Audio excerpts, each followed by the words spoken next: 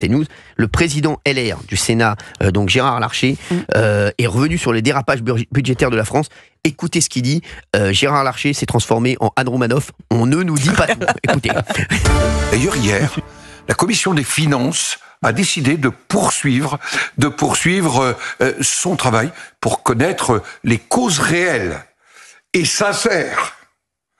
Et je dois dire qu'un certain nombre d'interrogations se posent sur la sincérité de ce qui nous a été présenté à l'automne 2023, de ce qui nous a été dit ce printemps. Et donc, nous verrons les conclusions de la Commission des finances. Je lui fais confiance. Je vois votre prudence ce matin. Pas prudence, mais... Vous attendez les résultats, mais pour vous, c'est soit Gérard Larcher de l'amateurisme, soit il y a suspicion d'une volonté délibérée, et quand même, on parlerait d'un scandale, d'un mensonge d'État. Je crains qu'on ne nous ait pas tout dit, pour reprendre une formule d'un humoriste. C'est incroyable, ça, ce que dit Gérard Larcher. Non, mais les mecs, vous vous rendez compte ce que dit Gérard Larcher, le président du Sénat. Deuxième personnage. Exactement, Gauthier Lebray. Donc, il y a 2 points de PIB de plus en ce qui concerne le déficit. Ça équivaut à 50 milliards en l'espace de 9 mois. Et c'est le rapporteur général du budget qui dit il y a potentiellement un gros mensonge d'État. Je le cite. Dissimulation ou amateurisme, c'est l'un des deux. Donc vous avez rappelé, Cyril, cette commission d'enquête, donc c'est la commission des finances de l'Assemblée nationale qui s'est transformée en commission d'enquête. Elle sera présidée par Éric Coquerel. Il y a 2 rapporteurs, l'un est Éric Ciotti, l'autre est un macroniste Mathieu Lefebvre, et il dit déjà cette commission d'enquête est formidable parce qu'elle va prouver qu'il n'y a eu aucun complot. Et Michel Barnier, par contre, le Premier ministre qui avait pointé Gabriel Attal du doigt à l'Assemblée nationale, se félicite de cette commission d'enquête et espère qu'elle apportera la vérité. Alors, Bruno Le Maire, il a dit qu'il était à la disposition évidemment de la commission d'enquête. De toute façon, il n'a pas le choix, il sera convoqué, il devra aller répondre. La question, c'est est-ce qu'il a alerté, oui ou non ? Parce que là, on l'entend dans le sonore, il dit aucune dissimulation. Il y a quelques mois, au moment où on est en pleine campagne pour les européennes, il propose un projet de loi de finances rectificative pour justement faire des économies. Et l'Élysée lui dit non, parce que il y a une élection à venir, et si on commence à dire qu'il faut faire des économies et à mettre un plan d'austérité dans la figure des Français, c'est évidemment pas bon pour les élections. Donc vous allez voir, Bruno Le Maire, à mon avis, il va pas redire ce qu'il a dit dans le sonore qu'on vient d'entendre sur LCP, il va plutôt charger le président de la République en disant que c'est le président qui a refusé à ce moment-là de faire des économies. Parce qu'il y a quand même une grande différence entre l'ancien ministre de l'économie et des finances et le président, c'est la responsabilité devant les juges. Les ministres sont tenus responsables de ce qu'ils font quand ils sont ministres. Il y a maintenant ce qu'on appelle la CJR, la Cour de justice de la République, qui les juge sur ce qu'ils font quand ils sont ministres. Tandis que le président, il est sous immunité et donc il ne sera jamais responsable de quoi que ce soit durant les 10 ans où il a été à la tête de l'État. Donc voilà, on va voir quelle va être la ligne de défense de Bruno Le Maire, mais ça risque d'être celle-ci. On a l'impression qu'il prépare déjà une contre-offensive. Il avait déjà fait une petite formule un peu énigmatique où il disait la vérité éclatera, etc. Où on comprenait qu'il ouvrait le parapluie tout en pointant du doigt l'Élysée.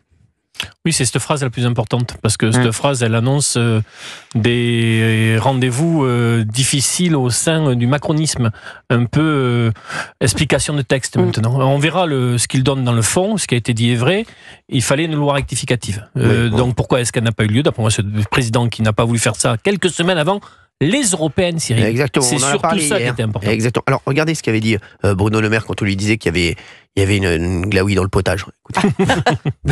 Alors, cher monsieur, vous faites le perroquet. Mes accusateurs. Mais si, pardon, vous faites le perroquet des accusations du Sénat.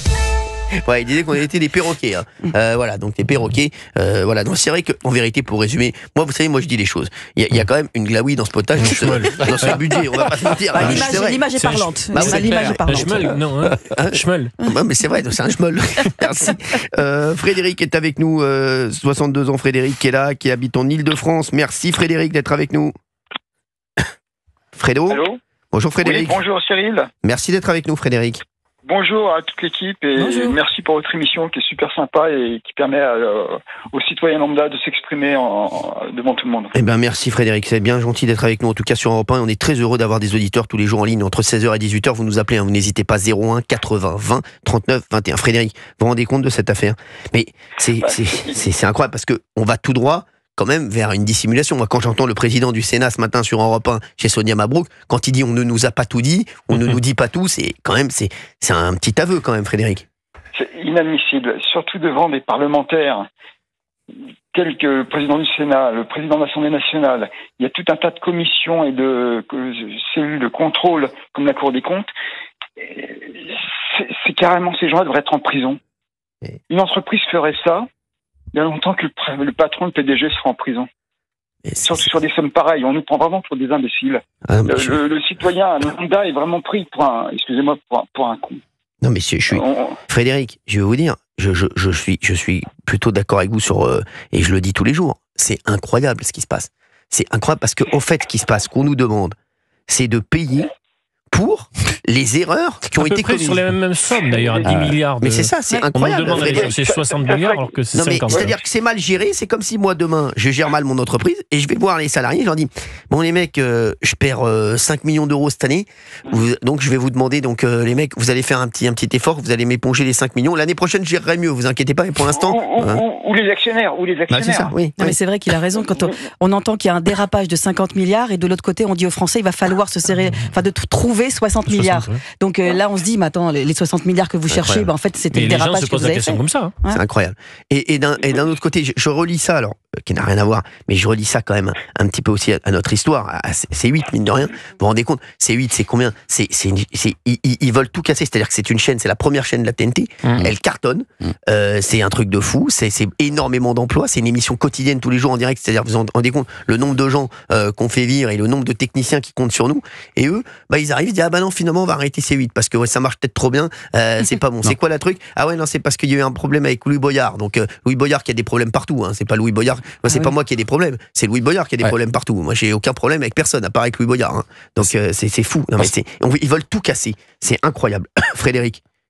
Le pire, c'est que ces gens-là se prennent pour des gens extrêmement intelligents, ils le sont certainement, mais ils sont totalement incompétents. C'est ça. Par contre, moi... le moindre petit patron qui ferait une erreur de quelques centaines d'euros serait poursuivi par les impôts, des redressements. Mais nous, par contre, Frédéric, ils nous prennent pour des cons, hein. Et moi dedans, hein, je vous le dis, parce que moi aussi, ils me prennent pour un abruti aussi. Ils me prennent pour un abruti aussi. Donc on est tous dans le même panier, hein, je vous le dis.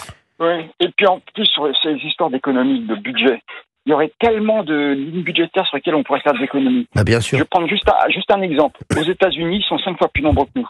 Oui. Bon, je fais une parenthèse, je sais bien que le système politique est différent. Oui, mais bon. Ils ont 435 représentants, ce qui doit représenter, correspondant à nos députés, 100 sénateurs, 2 par État. Nous, on a quasiment 600 députés, 577 et 348 sénateurs. Bien sûr. Ouais. Donc là, on réduirait ne serait-ce que le nombre de députés à les 400, 450. Le nombre de sénateurs, allez, 2 par département, un peu comme les États-Unis pour leurs États. Ça nous ferait, 200 sénateurs. Déjà là, on ferait plein d'économies. Mais non, mais il y en a plein d'autres. Hein, je peux vous dire, Frédéric, vous avez raison, il y a ça. Mais il y a tellement de choses. Si on prenait ligne par ligne, je peux vous dire qu'on les trouve, les 20 milliards. Hein. Ah, on les trouve très vite, les 20 milliards d'économies. Facile. Et quand je prends, alors, par petit bout, effectivement, réduire le nombre de sénateurs, de députés, ça va peut-être faire gagner quelques centaines de millions d'euros ou quelques dizaines de millions. Mais c'est toujours ça. Moi, au quotidien, je fais des économies. Je gratte surtout quand je regarde, je compare les prix au kilo. Si je vais prendre des tomates à 1,50 € et l'autre à 1,80 €, je vais prendre celle à 1,50 €. Ah oui. Non, mais... Alors c'est peut-être du gain petit, mais non, mais c'est comme ça. Si ces gens voulaient être crédibles, il faudrait au moins qu'ils nous montrent l'exemple. Il faut être exemplaire. Moi, j'étais au officier de réserve quand j'ai fait mon service militaire. Avec mes soldats, je voulais pas faire de kéké. Pour être respecté, j'essayais d'être respectable et donc d'être exemplaire. Et ces gens-là ne savent pas être exemplaires. Donc faites des efforts et on me croira, on vous suivra. Mais si vous demandez toujours aux Français de faire des efforts, faites des efforts, et nous, on vit grassement et on fait aucun effort, on s'augmente éventuellement. Là, ils ont réduit l'augmentation du budget, mais c'est pas une baisse, c'est juste une annulation d'augmentation. Donc, pour l'Assemblée nationale et pour le Sénat, je crois, et pour l'Élysée. Et donc, c'est complètement... On vit dans un système complètement débile. Non, mais... Et les Français sont dégoûtés. Et je parle avec beaucoup de gens, et les gens sont écœurés. Mais je vous dis, écœurés. On nous demande toujours de faire des efforts, faites des efforts. Et eux, aucun effort. Alors, réduisez le nombre de députés, réduisez le nombre de sénateurs. Mais au-delà de ça, Frédéric. Excusez-moi. Frédéric, au-delà de ça, ils avaient qu'à bien faire leur travail. Moi, je ne suis pas payé pour les conneries de Bruno Le Maire, je suis désolé. Il fallait qu'il gère bien son budget. Excusez-moi. Moi, ils sont sympas, moi. Ils nous disent, tiens, il y a un trou dans la caisse, les mecs. Oui, on va demander à qui? On va demander aux Français. Mais les Français, ils n'ont rien à voir là-dedans. Les Français, ils ont... Dans une entreprise, quelqu'un qui fait une connerie, il est viré. Ah oui. Exactement. Quelqu'un dans et eux, c'est pas. Normalement, c'est l'élection qui permet de passer la balle neuve. Ouais, mais là, ça s'est pas passé comme ça. Ouais, mais bon, comment dire, les ministres sont nommés, ils sont pas élus.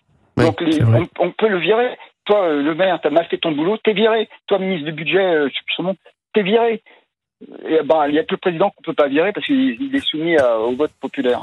Le directeur de cabinet de Bruno Le Maire, qui est celui qui connaissait le mieux la situation financière du pays, est aujourd'hui directeur de cabinet du Premier ministre. Exactement. Ouais. C'est vous dire quand même là où on en est.